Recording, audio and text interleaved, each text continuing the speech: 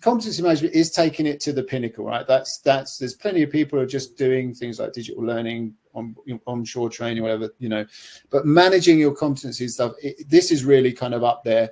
And you see it, that's why you see it documented and referenced in so many of the strong industry drivers. I think it appears in TMSA about how many times, Andy? We did a little assessment, didn't we? Yeah, it's over 30. It's peppered all the way through, and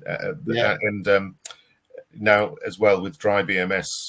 So we talked about the different ship types. Perhaps in the past it was driven by the gas and the tanker industry, but now the dry bulk side has picked this up as well, as recognizing, as you said at the very beginning there, what a strong driver it is towards safety and operational efficiency. And so now you'll find, if you look through the dry BMS standard, it's mentioned pretty much everywhere. I mean, there's 30 elements, and in every one virtually a competency, either the competencies of the individual or the competence of a system to record the competencies is mentioned. So it's becoming more and more widespread. Yeah, and I think OCIMF as well worth mentioning. With their working with Intertanko on the behavioural competencies.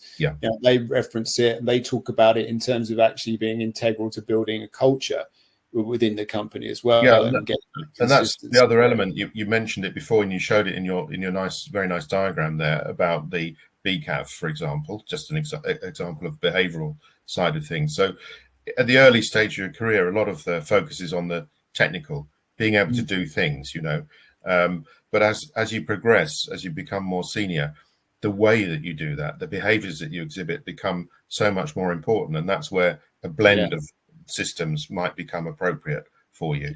As Nikolai was saying there, you can pick, all right, I'm really going to focus on leadership, or I'm really going to focus on communication. And then you introduce a behavioral competency in. So it's really important to, again, it comes back to, what are you trying to achieve? What are you trying to do? If you're driving safety and operational performance, finding the right elements to your competency management system so that you really focus on the bits which will make that change. Yeah.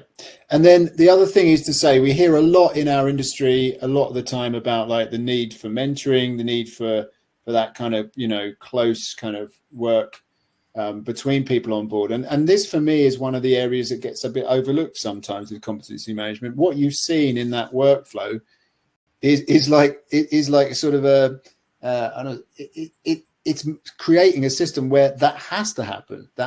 You have to put those two people together. That person has to be walking through with the assessor and the assessee.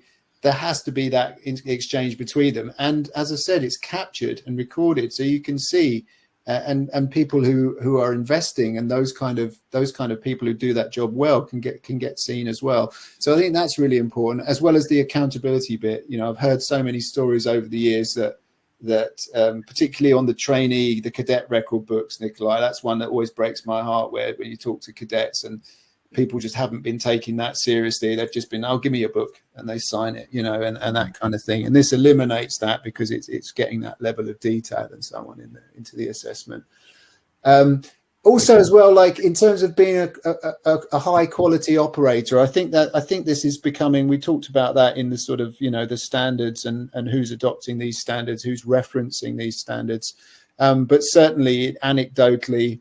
When I talk to people, when they want to get those better charters, when they want to get those longer term, more secure, higher quality charters, this is a real cornerstone of that, being able to go in there and give that customer the confidence that you're running a really, really tight ship. I mean, Andy, you work for Shell for years. I mean, give us a bit of an idea. I mean, it was a while ago now, but they were just as keen on it in those days, right? No, and it covers so many of the bases that you mentioned there, in terms of the career development for the individuals and so on.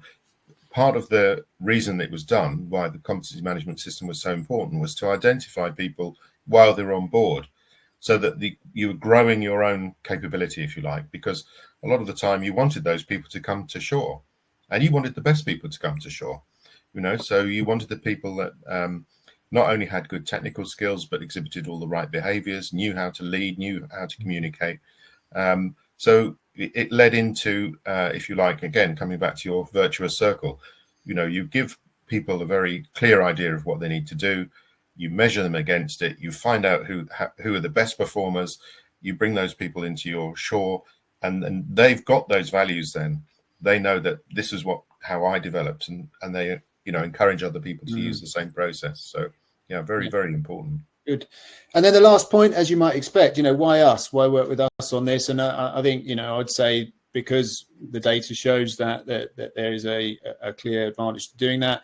We have the biggest collection of those standards and worked with and to develop some of those standards. And we had a hand in that too. So we really understand what's required in this space. And then thirdly, it's the other things that are around it that then support that CMS as well. So the training library, if you look at the SIGTO one, for example, we have a piece of e-learning that maps directly to every single proficiency. So not only have you got the way of tracking all of those proficiencies, but you've also got a ready-made asset that connects directly into that. And there's many other examples of training.